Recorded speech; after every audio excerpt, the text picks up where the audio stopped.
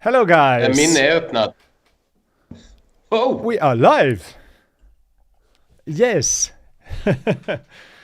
Okay, Together at last. first of all, we need to ask everyone, is the sound okay? Can everybody hear us properly without any echoes or anything?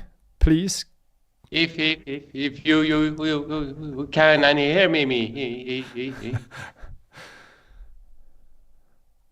All right.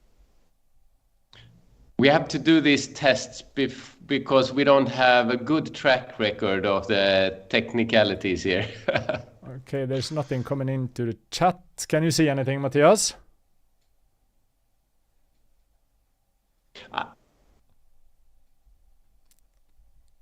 Oh, good.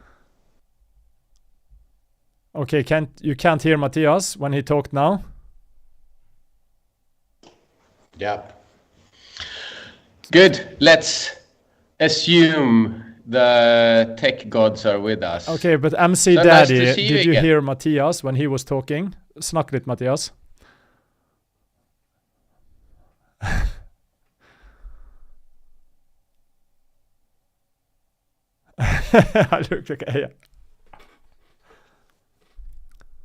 Okay, then we try this. Okay, can you hear Matthias now and without any echo? Speak again, Matthias. Yes, I'm here. Do you hear me? Patch Bandit, MC Papa. Arne, hello. Can you hear Robert talk you as well?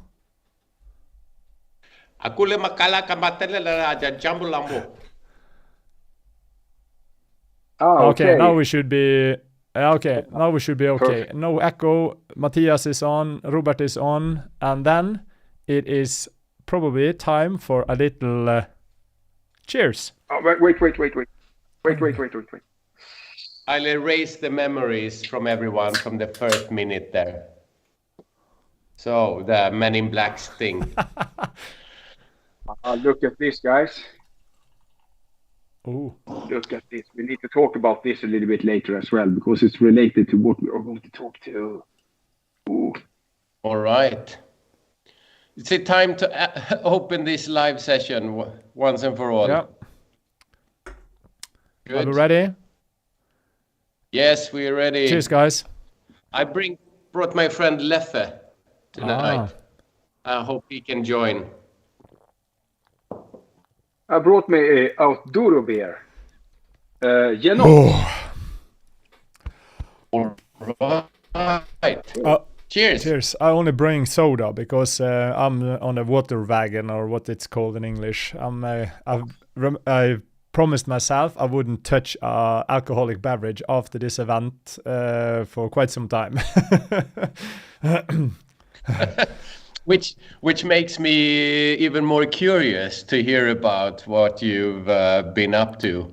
Yeah. We had this little questionnaire session with me from Tanzania, and meanwhile, not meanwhile, but when I got home, it was too tight in the schedule for me to go to this event that you went on, OUTDURO. I know Latvia, and the rest is blank. So I'm really curious on what it was, what the hell you were doing there. Yeah. So. But I was invited at first, but I had regrettably to decline. But the information that I got is that because we know the OUTDURO guys from earlier live sessions, yeah, that this organization in Latvia that is really inLatvia organized, rule the world plans. With some really awesome concept of outdoors and motorcycles and all of that. So they invited us to this OUTDURO Scout, the first time ever, their big international event. And you went on it, and I didn't know anything more than that. So how did you get there? Did you go there, both of you, at the same time, I mean? Yeah, we need to start with, we had as well, Runa was planning to go with us Yeah. as Oh well. yeah. But she had to. Yeah, also She should be on invited, here but watching or as a guest. yeah, hopefully. She canceled shortly before this trip. Thomas had to meet up before without Runa. Yeah. This what to say, adventure, because it became an adventure. It started, yeah, a little bit south of Stockholm, Mariefred. Yeah, it was me and Matthias was invited to have a presentation at this event, and we had a guy called Ole Marius, one of the guys who was on the earlier live session, who was kind of in our contact person that invited a couple of how to say it, influencers. I'm not a big fan of that word, but we have planned for this event for quite some time now, and I was lucky to get a week of work in ahead of the event. So I packed on my bike and just went for a little adventure through Norway into Sweden and down south, and I met up with Matthias in the forest. So I had approximately a week on the road before I met up with Matthias in a windshed in the middle of the forest. And this is kind of where the adventure starts, because when we were sitting there in the morning having a cup of coffee, just relaxing, enjoying the morning sun, because we had to plan to kind of ride a little bit before we went on the ferry. The ferry was departure late in the evening. And at this point, Matthias found out that his passport was missing. So we had to ride like idiots through the country to kind of find an airport so he could get a temporarily passport. And with all that sorted, my bike went out of juice, or my battery was flat, so we had to push to get going. So it was just like we started to get really busy and had really short time. You saw on the signs that you should not go there. But... Yeah, and I was riding on the freeway, getting to Nynäshavn, and I was looking at Matthias on my side, and I said, the only thing missing now is that one of us has a flat. But that didn't happen, so we managed to get on the ferry, and Yeah, because I had all the flats. Oh, you had them in Africa, yeah? In Tanzania. Yeah, so there weren't any left. Yeah, and that's great. Eventually we took the ferry over to Latvia. I can't manage to say that name of that town properly. I always call it Ventepils, but it's not quite that how you pronounce it. Yeah. Du får vänta på pils. Yeah, you have to wait for the beer is kind of the Norwegian translation. But we started out early in the morning. We came to Ventepils at 6:30, I think, and we went out to Dalalaba. Was that the name of the place? Yeah, Dalalaba. Dalalaba. And there we kind of come into the event ground, or the place where this event was whole place. And kind of the first thing that met us was actually Patched Bandit. He was there with his car and his bike in the rear, and Pavlin from Motorcycle Adventures was there meeting us, same with Ole Marius. And we were just greeted with a welcoming message, a goodie bag, and then we just was thrown into a couple of challenges before we were allowed to go and kind of pitch our hammocks and get settled in. So it was quite a nice. What kind of challenges? You came there, you didn't get to set your camp before you got some challenges, and what were those? Yeah, we were at the camp spot actually and dumped our things, and then we got instructions that you need to get your bike to this parking. Okay, so we were scratching the heads. Okay, are we going over that small walking hang bridge or over the small river or whatever? No, so what we got, all the participants got coordinates, and it wasn't really coordinates that we are used to, so we had troubles from start. So GPS coordinates? Yeah, but not really the ones that we're used to. So typically Latvian grid, I think. And then when we sorted that out with some help from Ole, then we could choose actually. Either you go the unpaved road, and it was a little bit muddy road in parentheses, or the forest trail. And we choose the forest trail. Yeah, and I'm a little bit glad we did, because when I was doing the mud trail day after, I got stuck 3 times after just 2 minutes. I didn't have the tires for that event at all. But I think it was cool because we didn't know what to expect for that forest trail, but it was like into a former forestry machine trail, and small logs and things over the road, so you have to jump over and ride through these piles of branches and so on. So I actually ran through there pretty quickly and parked the bike at the camp, and then I ran back because I had the camera, and there was a lot of guys stuck in the woods there, so I had a good time with the camera. I hope there's OUTDURO Scout video coming from both of you. Yeah, I'm gonna make a video. I just sorted all my footage. I'm not sure if I'm gonna make one big adventure video of the whole trip over there, meeting Mattia, and then the scout event, or I'm just gonna do episodes thing. I have to see what I can make of it. But still, I know the guys from OUTDURO. They have their own team, of course, and they had a photographer and I had a videographer that was running around all day trying to capture all the great moments. Yeah, and that's the worst thing with OUTDURO. They make so good video that I feel like quitting this whole YouTube thing. Yeah. And when you see the guy, I just have to apologize because I cannot say their names like they should be pronounced. But the guy who went around with the camera rig and running after us, he was the smallest guy there, and he had the biggest camera set up, so he was just running like crazy. He was compensating for something, but a small bike. but we are going to make the location that is sort of in the woods, right? Yeah.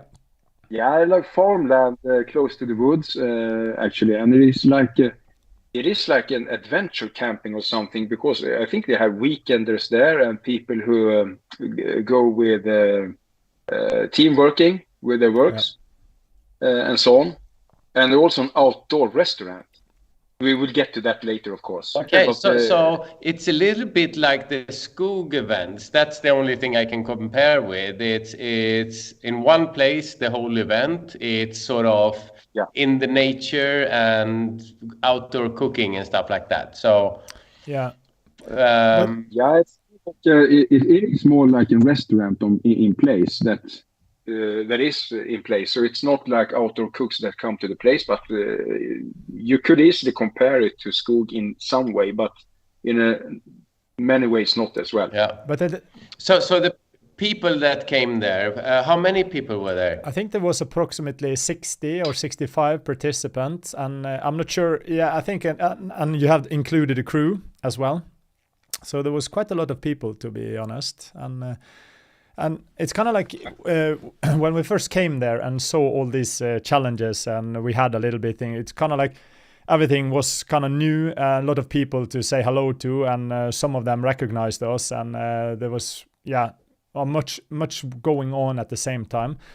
But then you kind of start after the hours went on and the days passed, you kind of saw the red thread, the way they kind of included us when we came to the spot, how we kind of get situated, and how we managed to say hello to everyone, how we all mingled, and how we started to get to know each other with easy tasks and easy challenges, kind of like drinking games in a way. And before we started the riding and the more challenging stuff, so we kind of started out really easy, and then we started to go up. And I think the way they did it was quite brilliant, to be honest. It was really, really enjoyable. Yeah.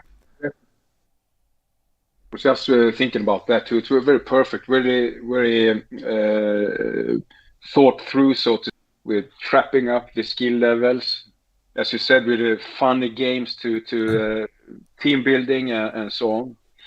And then we had some. I really liked the game where we had to push the bike on the field with different stations, not ride it, just push it, and it was quite hard. And you need to lift it and train with some first aid kit on yourself, lift the bike and run away and do some point with the compass and so on, and take out the course and some of these skill trainings, and then also small enduro track with some balancing and also balancing the bike from different angles before you jump it on, and that is a perfect start before you get out on the trails. I think it was really brilliant, and as well the group games as well. Yeah. It sounds like it was sort of every little detail were thought through, and there were things to do all the time, and were there any time where you could, I'm going to hang in my hammock for an hour just to... We had a lot of time actually spending in front of the campfire all the day with they had a coffee shop at the campfire.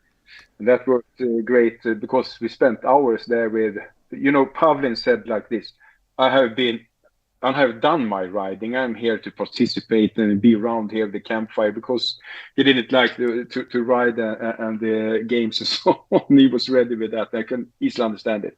But we spent hours together. He felt the pressure, I think, because he wants to be the best. But we had on the other side, we had Steve with us as well. Steve, a guy from Australia that had been riding from Australia to Scandinavia in a team of 3.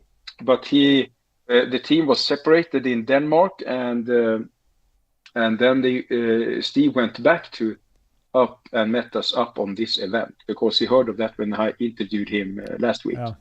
So that was cool, and he had been riding for a longer time, but he participated in everything. Yeah, and one thing they had as well was they had a WhatsApp group that everybody was kind of invited to. So every time they had to announce something or a new event was on track, they kind of went into that group and sent us messages with the information towards that. And it was kind of slow paced, but always something to do because we had so many people there that wanted to get to know each other. It felt like everything just kind of mixed into each other with a really, it wasn't too pushy and it wasn't too relaxing. It was kind of like a perfect middle ground all the way. And the one thing that amazed me is every time I looked back on the WhatsApp group, you saw that every single event they was planning was on time every day, and that was so impressive. So they kind of put in enough that we had something to do all the time, but not so much that we felt like we were missing out or had to run from place to place to get it all.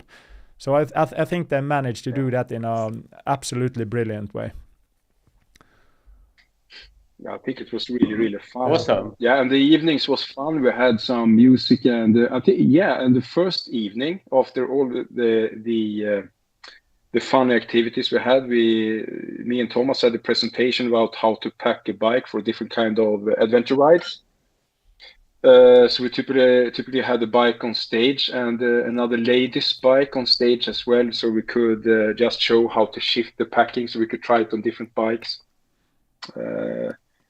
So really interesting, a lot of questions, of course, and so on. And then when we were ready, we gathered around the bike, and people just came with thousands of more questions. Yeah, it was. So we had. It was absolutely brilliant to kind of go on stage there, but we have to get a little bit back because there's one thing that surprised me a lot with this event as well, and that is the Latvians' way of being, because every time they kind of made an event or a challenge, everybody was heads and heels in to kind of participate. There wasn't like, if you have an event like this in Norway, you will probably have people, oh no, this is not for me, or this feels a little bit awkward. But all the guys in Latvia and girls was kind of like, oh, I'm gonna attend this, and it was kind of a little bit of challenging, but in a friendly way. So there was every time something happened, everybody was there and competed. So it just made everything so much more fun.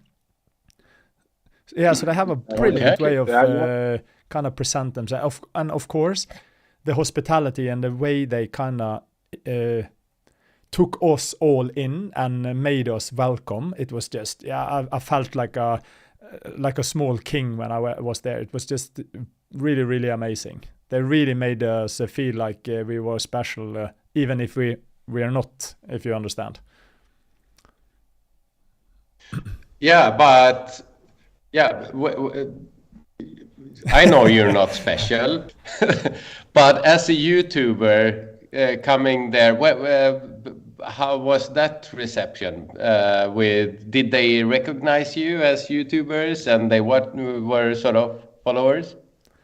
Yeah, some of them said, I do imagine some of them knew who we were. And of course, some of them recognized us and started to chat with us because of that.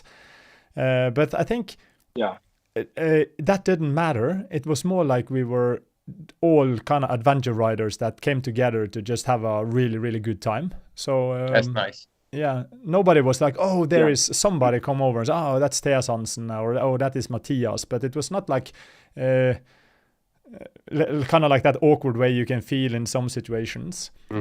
And one thing that also has to be said, I bet a lot of people are interested in it. The trails down there and the tracks they made for us, that is not for beginners in a way. No, that's wrong. It is for beginners, but it's also for experts. Like Matthias said, it came out one day and it's just like, oh, this was damn hard. And I didn't have tires to kind of go there. So if people think that, oh, this is a rookie event, it is for everyone. It's absolutely mind-blowing how they managed to put the tracks or trails for every level. Yeah.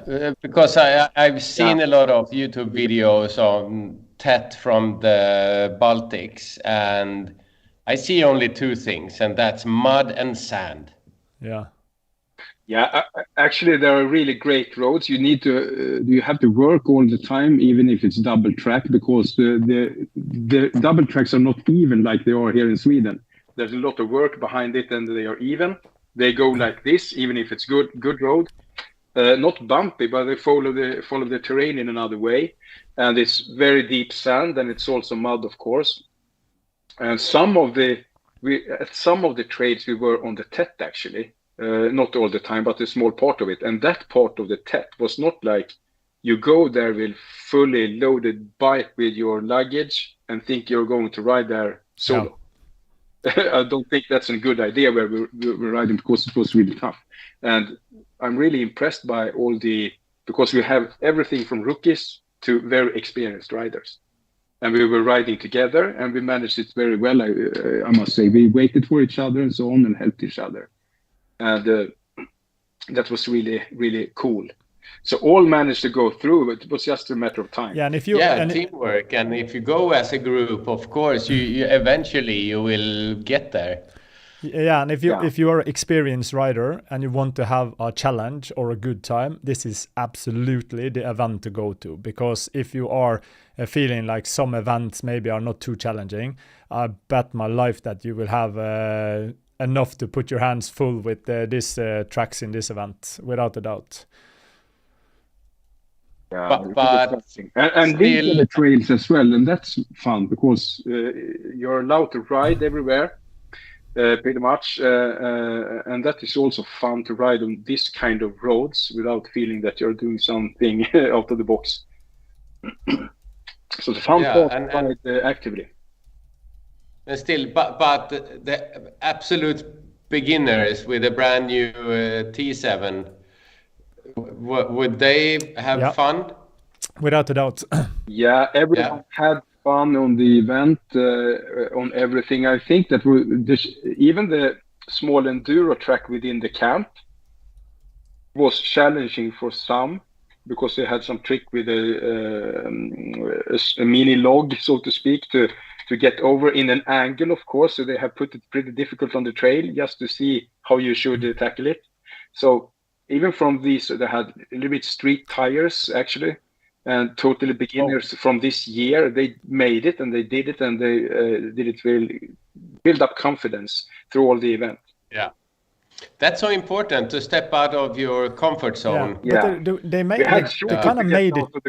They kind of made the challenges to also include everyone, because they didn't want this event to be all about the hardest riders or the most experienced riders. This was more like they had a game with badges. You had to earn yourself points in different challenges. That was somebody was the rookie of the year, somebody was kind of like the most experienced, the best with the compass, the best with kind of helping others out. So and they were rated with points. So even if you were a really fast and good rider, it wasn't necessarily that person who won the best prizes. So it was kind of for everyone in a little tricky way. So it was quite cool, really, really nice. So yeah, depending on your type and what you did, you got prizes. But I know you guys didn't get any prizes, but I heard Matthias got a sort of a nickname or something, a title. Yeah, he was called the Beast. I heard you won the title Mr. Beast. And I have no idea. Why are you blushing? And why are you doing other things now? So, I need something to drink, guys. I don't know how this will go because it's a home brew. Whoa. Yeah, I could actually shine a little light on that. And this makes me even more interested, actually, because he's trying to change the topic and get us to ask what kind of beer is that and who made that beer. I'm not interested at all. What's Mr. Beast from? And I think perhaps Thomas is the one to explain, because you don't have any sort of... the funny part is I think I'm the only one at this event who didn't earn a badge. I didn't get anyone. I had a couple to give out, but I don't think I earned anyone. But anyway, Matthias was without a doubt one of the most involved guys in the evening when we started drinking. And there was kind of like a pole thing. They had at the days as well. Yeah, but they had a really high pole, and you had to climb up with help of others, and you had to stand on the top and wave your hand or something. It was just crazy. And everybody got a little bit drunk, and we went to bed at 5 o'clock in the morning, I think. And of course, Matthias tripped over inside his hammock. And that was a completely different story, but that was kind of embarrassing. So I had to go over and help him out. And a couple of hours after, before that, I won, actually. He really needed to take a shit, so he had to run to the toilet, and it was quite far away. And because of that run, he was already awake. So he was awake when everybody else was awake in the morning. So he was last one to bed and the earliest one to wake up. And everybody was just looking at, what the fuck is wrong with those crazy Scandinavians? And therefore, he got the title Mr. Beast. In a way, we can't tell everything. All right. We actually had some competitions that evening as well. So I think I won 2 competitions. Yeah. Now he tries to make it a skill. Yeah, and you thing. Know what? And he danced. It was dancing and it was funny games and so on. He not only did he dance, but he danced with a couple of guys, and he also danced alone, and that was quite I've seen Matthias dance. Yeah. Now it's more like the Scandinavian stiffness syndrome. Yeah, he's really smooth. He's really smooth. Yeah, this beer was also good. That was my own one, but the first one I tried is actually, to get back to some other topic here. This is the OUTDURO beer. They have their own beer made at the local brewery. So if you bought the ticket for beverage at OUTDURO Scout, you had all meals, breakfast, lunch, and dinner at the evening at that fancy, or I say, bush restaurant. Perfect, good food.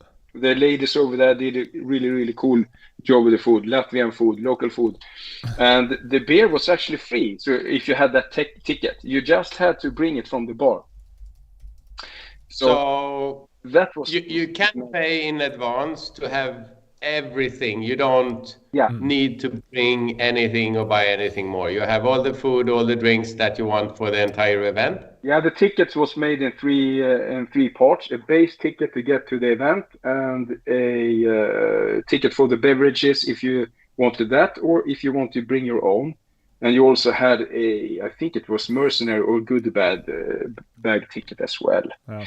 So you could choose if you want a part of it or all of it. Yeah, and just to cool. put in a little, the beer was completely free for everyone, so it didn't matter. They had an open beer for everyone, and they had a kind of like a donation box. If you wanted to give something back for all the beverages, you could do it, but it was free if you wanted. So I think that was quite genius as well. I think that is a better way to get more money in, to be honest. Yeah, that sounds interesting. Yeah. What nationalities did you meet there? Oh, that is a good question. One German. We had one from Finland. One Finnish guy that attached bandit. Is that Poland? No, we had one from Finland, that was Patch Bandit, and we had one from... He's with us here. Yeah, and we had people from Latvia, of course, a couple of guys from Lithuanian, one from Slovakia, Slovenia. One German, one Australian. And Bulgaria. Norwegian, one Swede, one Bulgarian. And one from UK. That also. Yeah, one from UK as well, yeah. So there was... But the mixture, how many percent were local from, let's say, Lithuania and most of them were local, because of course this was the first event and it was a little bit far to travel, and yeah. But But to me, I think it was cool. If we got back to the numbers, 60 people, you get to know everyone very good because it was not too many. And as well, I think it was rather cool that it was almost all Latvians, because in a very egoistic perspective, of course, because I traveled to Latvia and I want Latvian culture and people. So for me, it was really fun that it was Latvians on place. Yeah. Made a very, very good. I'm actually good. I'm agreeing with Matthias here, because there were so many Latvians. We made we had the chance and opportunity to get to know them, their culture and their way of being much better, because there were so many of them. And I'm absolutely mind blown of how nice and heartwarming and good everyone was. It was just such a great experience, and everybody was there to kind of push you ahead. Not only you, but all the others. Everyone was including, and it has to be said, the food on this event, it was it was just a couple of level up. It was really, really nice. I had such an amazing experience. It was definitely better than Norwegian food. Yeah. We were every time we got a new they had 3 meals every day, and at every meal they had kind of the 4 dish, the main dish and the dessert, and they had coffee and a couple of drinks and vegetables and whatnot. And every time I took a new plate, it was like, oh, this was really great. And the next one, oh, this was great. Every time it was, oh. And everybody was kind of pointing and laughing, because every time. We said that when we were sitting at the table with each other, and every time, and that's a really good what to say, feedback for the food. Yeah. Yeah, and you met Pavlin from the videos. You get one view of a person. He has his videos on "This is how things work," and you only need to listen. How was he in real life? I would pretty much the same, but a good sense of humor. There is a warm person behind all this. But definitely, I was a little bit interested in meeting him, because you kind of, like you say, you see it on his video and it's really like straightforward and kind of strong language in the way you should do it, and hello every adventure riders around the world. It was like, and we don't make fun of him, but we kind of included him with that, and he think that was actually all right. And he was such a warm person with a smile, and he was much more loose in the camp than he was in some of his videos. And it was really interesting and really nice to finally meet him face to face, not only see him through the videos. It's really fun. We spent several hours on the evenings talking. Yes, a lot of sense of humor and so on. Really great guy, but I don't really agree with you that, Thomas. We made a lot of fun of him with his language. Yeah, but it's not in a bad way. It's more like we kind of do it because we he has such a strong characteristic with the way he does it like that. So we had a really good time together. At least my experience was that. I asked him what he liked that afterwards, and he just said, "Guys, if I have made impressions and you imitate me, then that's great." We're really that's so true, and I'm glad he takes it like that, because imitation is the greatest form of flattering. I mean, as well with all guys we met on the place, we have a lot of discussions behind the scenes, so to speak, there when you meet each other, and that's also really great. There's always stories behind everything, and that's amazing. What was the age and gender sort of spread on this? Age, was it sort of, I'm in the 50s, you're just a kid, Thomas, but Matthias is like me? I will say that so younger than you and me, Rob. So the average was younger. I think Matthias and Pavlin was the older. Actually, Pavlin is not that old, to be honest. He just looks old. No, he's younger than me. He's 1 year younger than me. So I thought that he was quite old, but I think Steve was the oldest, and Matthias was second, and of course somebody looks older, but I think it's quite young. I don't know. The guy from UK looked like he was in the same age as well. Yeah, I think.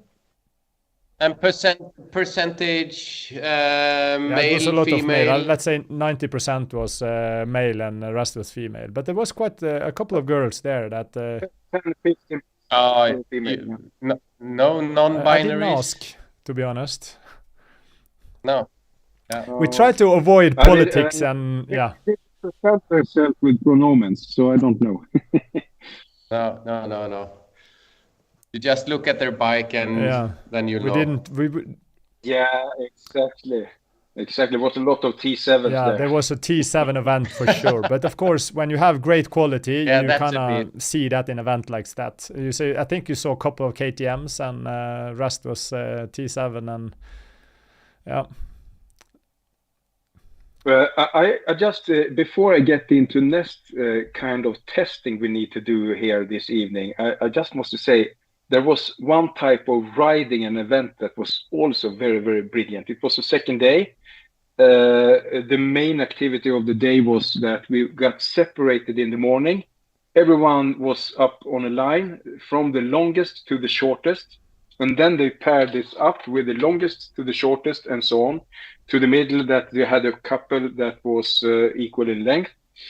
And these couples had to ride all day together, and we have a activity that was like geocaching, like something like 36 points that we could collect like geocaching, and there was an activity on all of these places that we look up with coordinates. So you have to be smart how to find most of them, because it wasn't a trail really. And then you also needed to do the activity at the place. It could be looking for something, climb up or something, or a motocross track on time. That made us find parts of this area and points of interest of this area that you shouldn't have seen otherwise. And also you pair up with one other person all day to get friendship with. that was a really cool activity. Yeah, and it was so cool because all the points that you kind of could collect had different points in value. So somebody just went for the highest value points and tried to kind of win the contest, and somebody did it in the shortest amount of time, and somebody kind of tried to collect it all. So, and everybody thought they had it all figured out how they was going to win this thing, but it was not like that when they come home in the end, because there was some people that was really riding hard, and they didn't win. So, but still, and I think that's brilliant, because when you have an event, and then you have, now we have riding. Today it's only riding. Then you have 3 methods. You have group riding with a leader who you follow the red light in front of you. Of course, everything is fun, but that's one. And then you have a ride on your own. You get a GPX file, or to make it a little bit more sporty, you could have a road book. Yeah. But making these scavenger hunts, and you need to reach locations and do a task there and move on, and that's a whole different way of having fun on bikes and team building and all of that. How did you? What was the format? How did you get this? How did you know where to go and next and so on? How did that work? Their own app, but I'm not sure the name of it, because I didn't download it on my phone myself because I was busy filming. But we had Ole, he's also in the chat here. Ole was with us and made this for us, actually. So we were special treated, me and Thomas. And we also had the camera crew with us that day, so we did special thing. We didn't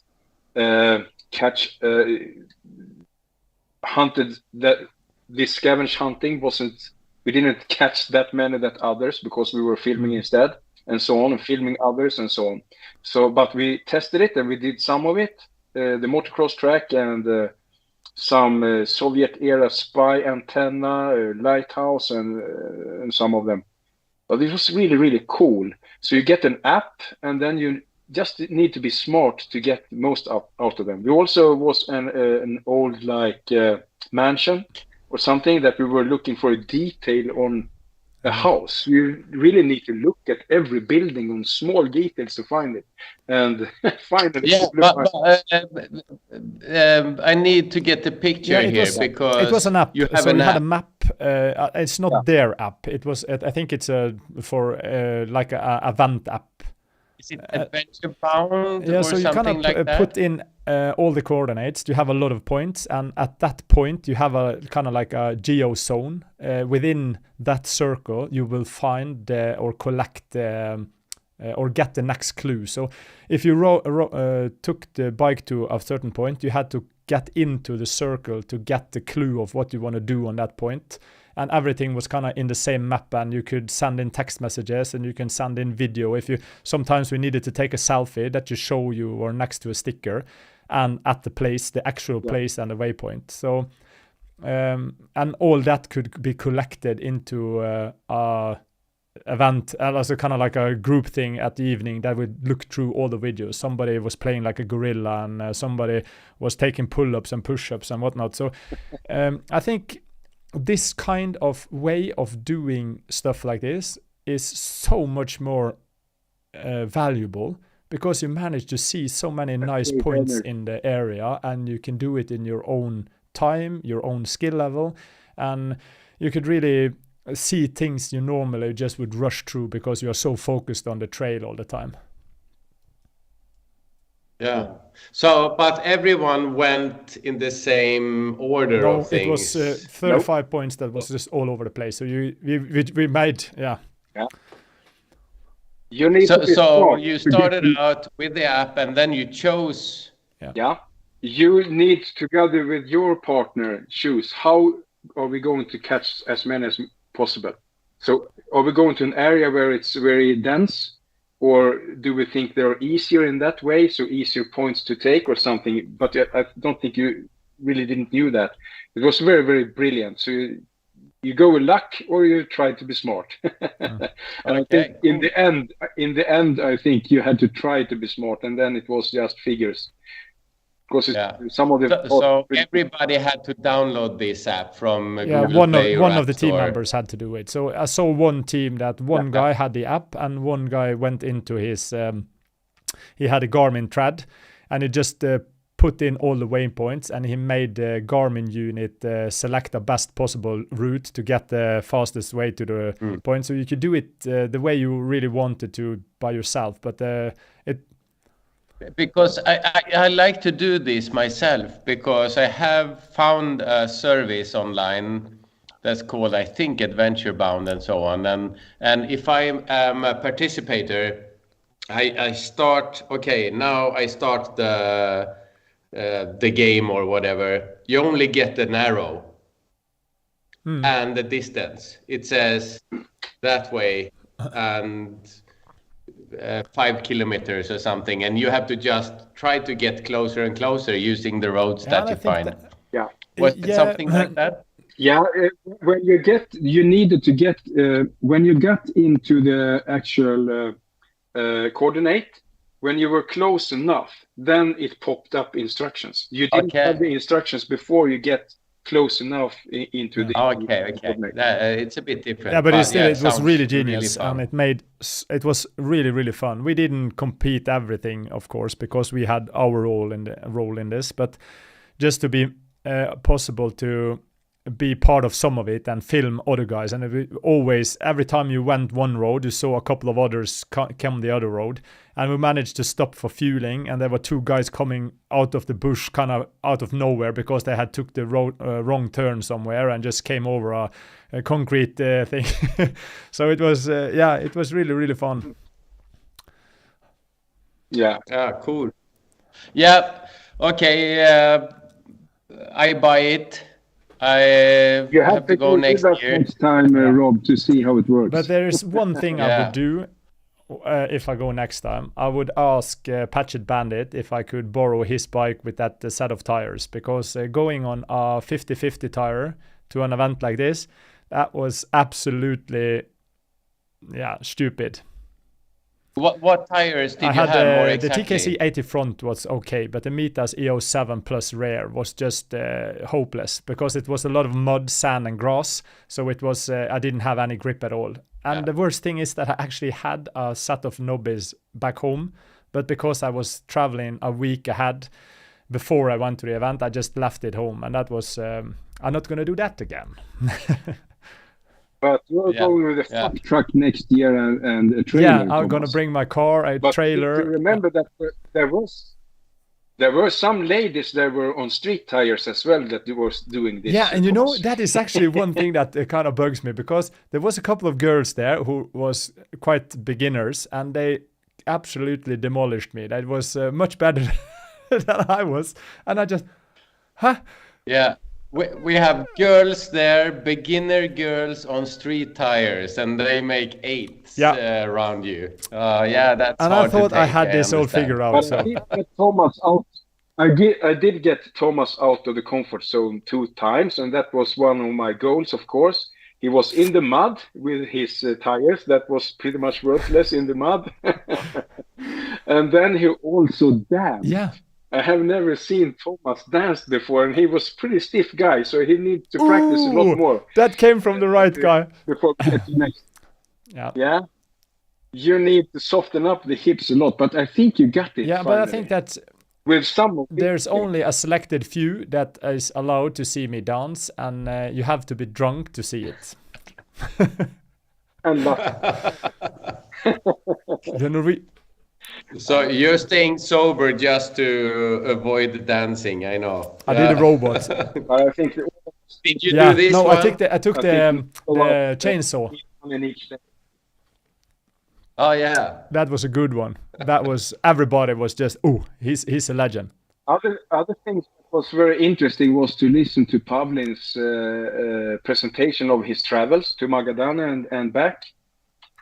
Really interesting to listen to, and as we talked about earlier, should this be, you need to do this. if you don't have to be in Magadan, you are not an adventure rider. But if you think otherwise, it may be up to you. But he was a really comedian all the time. He was so fun. I was actually surprised by how good he was to present travel like this. Yeah, the way he made the first thing that kind of brought me into the story was when he came to the first checkpoint going through the borders, and he came into a girl 60 years old and was like, love it. And the way he kind of explained how he went into kind of smoothing up a old lady at the checkpoint with that was 60 years old, it was just, yeah, he got this nailed. It was really, really amazing to hear his way of telling the story going to Magadan and back. Yeah, and as well, Steve wasn't planning to the schedule, but the OUTDURO team made a slot for Steve as well to show presentations from his trip from Australia as well. And that's an amazing trip. Yeah. Both of these trips are amazing in their different. You know, my absolute highlight of this, it's really hard to kind of put one over the other, but there was, of course, the food that was for me absolutely astonishing. But there was also that one video at the evening with the guy, I'm not sure his name, the guy with the glasses with the Mulla Krekar beard. He had the film of Ana Lucia down in Spain. And it was such a great story, and the narrative and the filming and the drone footage, it was just such a pleasant surprise. I didn't have any expectation of that, because I think it was just something that they squeezed in at the late time there. So yeah, and of course all the people, everyone, I think pretty much every single one at the event came over to me and told me their story. And like, you come over there and share your knowledge, but you go back home so much richer in friendships and stories from them. It was just, and nobody kind of treated you like a celebrity or somebody they knew. They just treat you like an equal and shared their passion. And it was absolutely fantastic. A really, really humbling experience. More. I have actually one more thing to say here. The prize, Mr. Beast. You know what this is, guys? Could you guess, Robert? Did you do oil change? Not really, but it looks like. I haven't even smelled on this since I had it last time at the campfire. It is Latvian moonshine, made of plum. That dark. Yeah, and you know, I have been drinking a lot of Slivovica in my days. You know, that one from plum from the Balkans. But this is something totally different. At least very late at night at the campfire. I really like this one, and I definitely like it more, right? Than the Slivovica. So I think it's time to test it again and share it with you out there. This is insanely strong. It was just like he came with a big jar, like you see, like the crazy doctor in the evil videos. With it looks like a snake laying in the bottom, and it was, you have to taste it, and it was, you have to try this. It's very good, strong but good. And about, and he went, and it was just like boom. Everything was just. And he also asked us afterwards. Did you know what it was? Do you know what it tastes? And it wasn't really, really easy, but we guessed right after some discussion. It was insanely strong. Have you ever tasted absinthe? I'm not sure what country. I think that is from Hungary or something. But it's so incredible strong and like in the beginning. But the fruity aftertaste was quite good, to be honest. But if you're gonna drink all that tonight, you're gonna dance again. What is it made of? This. Yeah, I'm gonna dance again. But I will have a taste. I have not tasted since the campfire. Okay, taste tell it us what and you tell feel. us.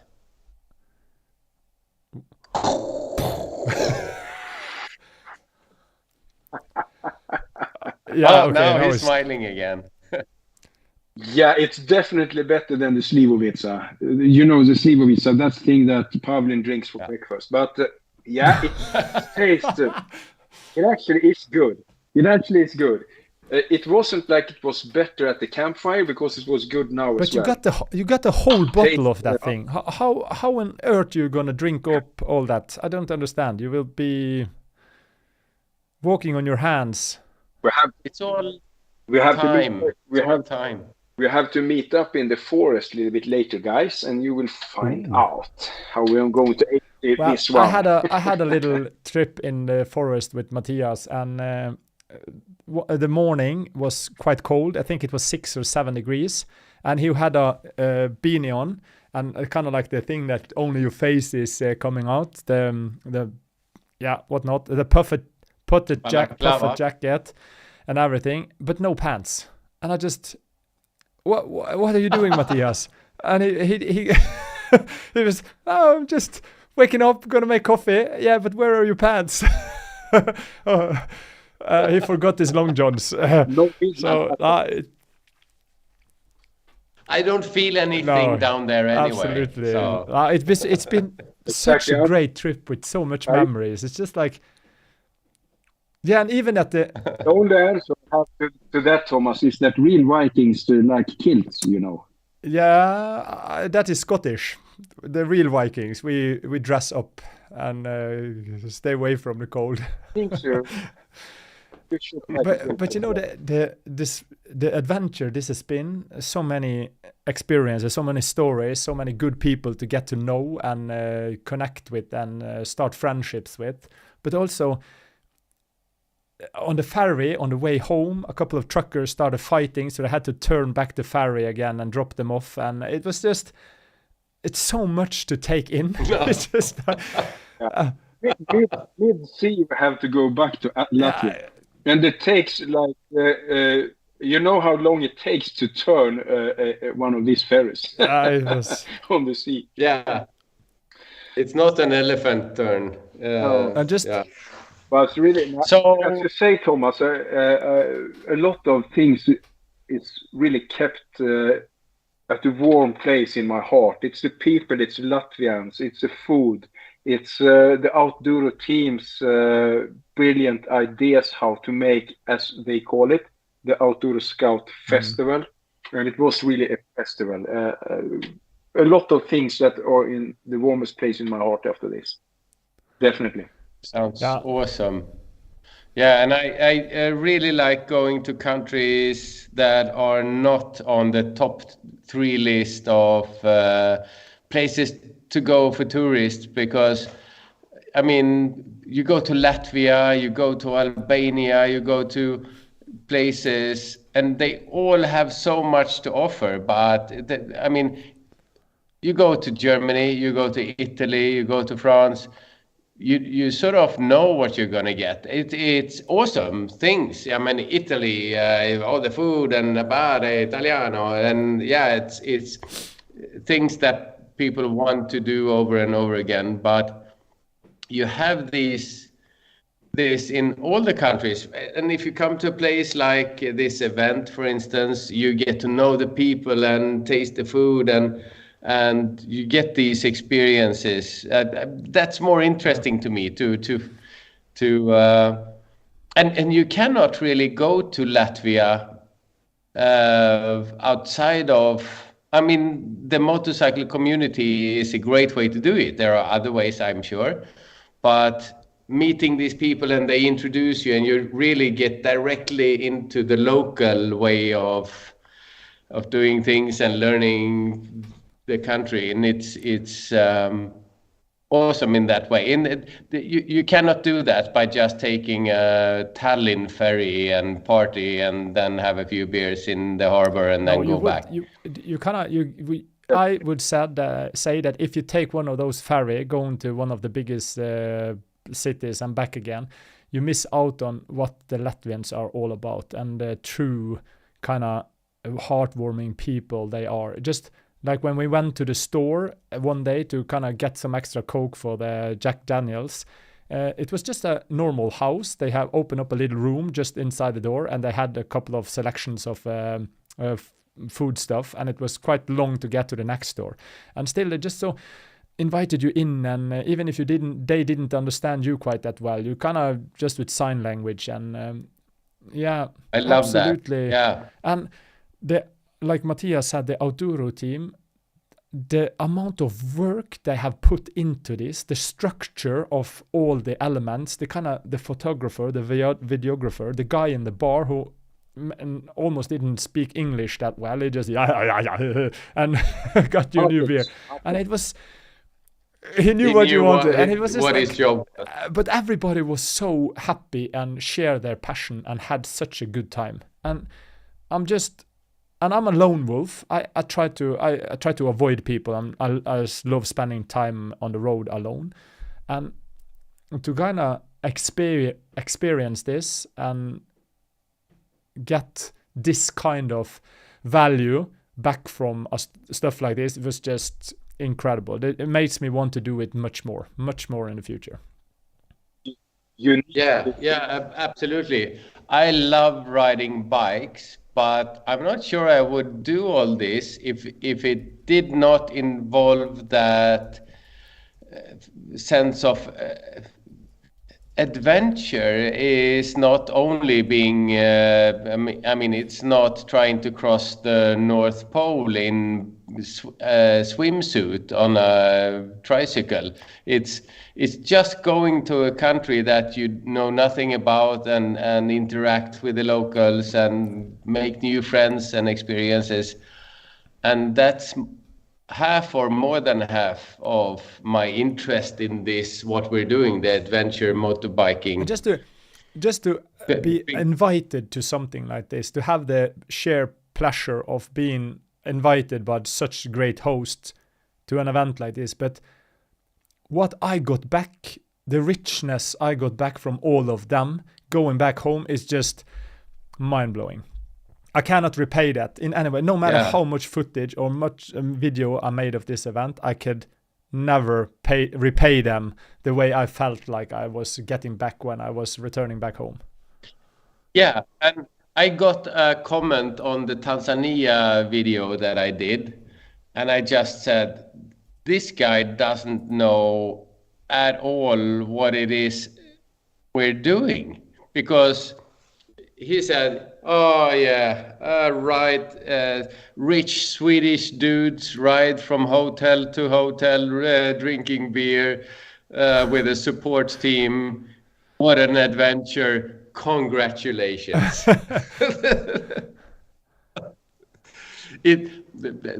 Some people expect adventure motorcycling to be that you're alone, it's dangerous, you're crossing the Himalayas by yourself, wearing only your auntie's hat and no money or food, and it doesn't have to be like that. Adventure riding, I think, is exploring and enriching yourself with and I think that is a really good point, because I think I fell into that trap a couple of years ago when I started out this adventure thing, that you had to go on wild camping, you had to be like the wild animals, and you had to bring a knife to make firewood and whatnot. But it's been turning more and more over to just go out there, explore, having a good time, meeting other people, meeting new cultures, and it's not about surviving in the wilderness, it's more about surviving with your fellow riders and having a great time.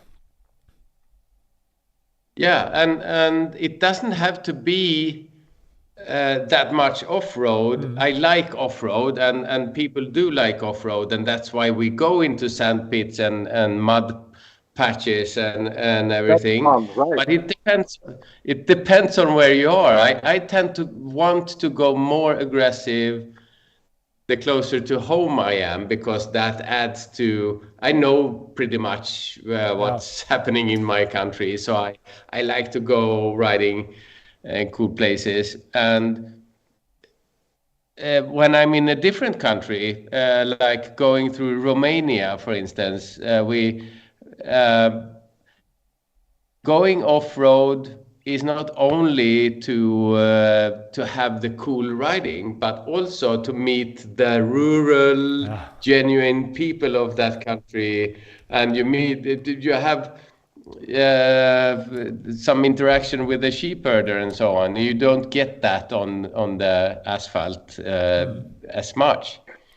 But then in Tanzania, we opted after 2 weeks going back. Oh, we're tired of dust. Let's go asphalt. Yeah, it will be boring, but yeah, it will get us to where we want. But it's in a new country. Also, asphalt takes you to new places, and if things are different, it's an adventure nonetheless. If you have that mindset, I think it's So, I was speaking with another friend out there at this event eventually about this in the how it shows our trails. If you go, for instance, the Latvian Tet or the Swedish or Norwegian Tet, you take Sweden for an example. You only see forest on that trail, and you cross some roads where you could see some blue signs, not main signs on, and could figure out where you are in the country if you don't zoom out on your navigator. So you don't see much. You don't see culture. You see forest, and so I could understand that German and Dutch people go to Sweden and find a lake and put up a camp and just be there because they are tired of people. So I can easily understand that. But going, for example, small asphalt roads, we have in Sweden insanely nice asphalt roads in the backcountry side that curves. And if you go there, you go through every village, you see every small thing, and you could see more people and everything, and you see the old industry towns and so on. So that brings you a better picture actually of the country, because the country isn't just woods and nice lakes. I could understand what you're seeking if you're a lot of people per square kilometer in another country. It's easy to understand that you go here for that sake.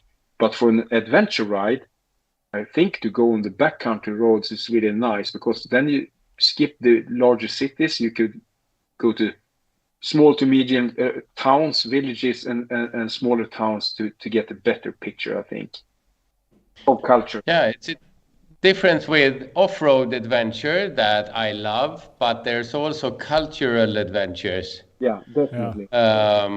Like that. And if I go to a new country, that's more than half of what I'm after. Yeah, it's me as well. It's kind of like the food, the culture, the people, how they do things, and kind of to get involved with the locals. It's so much more valuable.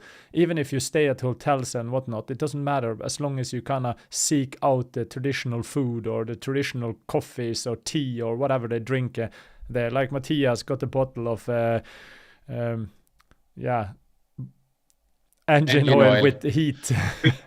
Or high octane kerosene. But that locals guys at the place we were. But that is kind of like their tradition. They're kind of like it's such a valuable thing to bring that home and kind of show it off. Like for me, when I got people invited to Norway, I tried to present them Viking champagne, as I say, like Hardanger cider. It's because it's a local thing here and it's a little bit special. And I think that this is one of the key ingredients to understanding more. And another thing that surprised me is that we are so similar. Even if we are in countries that are so far away language-wise, we are so close together even in the way we are and the way we kind of think and what we like. So yeah, it's been absolutely... It will take a long time before I process all the small details in this, to be honest. So to round this off, what's the next year? From now, are there any adventures left? What's going to happen in the next foreseeable Romania! future? Do you have any plans? Romania, yeah? Yeah, Yeah. Yeah, on that note, Dragos is awaiting us in Romania. He built the house. now as well. He just jumped. He built the house especially for us, so it would be rude totally not agree. to come. Yes. So, and if you haven't been to Romania, Dragos is the perfect guide, and I want you to go there. And we should go All three of us. as a team. Yeah. Perhaps the first road trip, the three of us. I know you two guys, Matthias and Thomas, you did a little Swedish trip there, but Romania trip would be freaking awesome. But yeah, the only problem is that it's quite far. You need 3-4 days, let's say 4 days to reach the other side of the Carpathians. But perhaps, yeah, it would be awesome because it's a fantastic country. So let's see what next year. There are no plans made yet, but and I really hope to be able to aim join in on OUTDURO Scout next year as well. I hope they manage to bring it to the table so we can experience that next year as well. And I will try to be back if I can or get an open spot. I guess it will be quite popular. And yeah, just to kind of round this off, I really just have to bring a huge thank you to the whole OUTDURO Scout team or OUTDURO team to put this thing together, inviting us and make it such a nice event. And thank you for all that have joined in on the chat and becoming friends with us. I truly, truly appreciate it. Awesome. Really. I could just cope with that, Thomas. I couldn't say it better. It was a wonderful event. And for the next season, Nordic ADV TV and Romania, you say. That's a challenge. Yeah, plus friends. And we hope plus friends, and we hopefully are invited to Latvia again. Yeah, and absolutely. Ole, thank you for being such an amazing host and contact person for us and reaching. He just managed to take all the questions we had and just put it all into a really, really good thing. So Ole was not all heroes wear capes, if you know what I mean. But we will dress him up next time. I will get him a Superman dress he can wear at the next event. Ole was the host of Rockstars at the place, and he did really great. It isn't easy to host Rockstars. We had what's it called when you get that list with beverages and M&Ms that are puts in different colors? The Raider list. Me and Matthias, of course, had a Raider list. So, but Ole, he made it. Oh yeah. Celebrities. I need this. Should we? All right. Should we round this off? Thank you so much for joining in on us in this thing, and thank you guys for chatting along. So we'll see you all next time. Cheers, guys. Cheers. Yeah. Romania.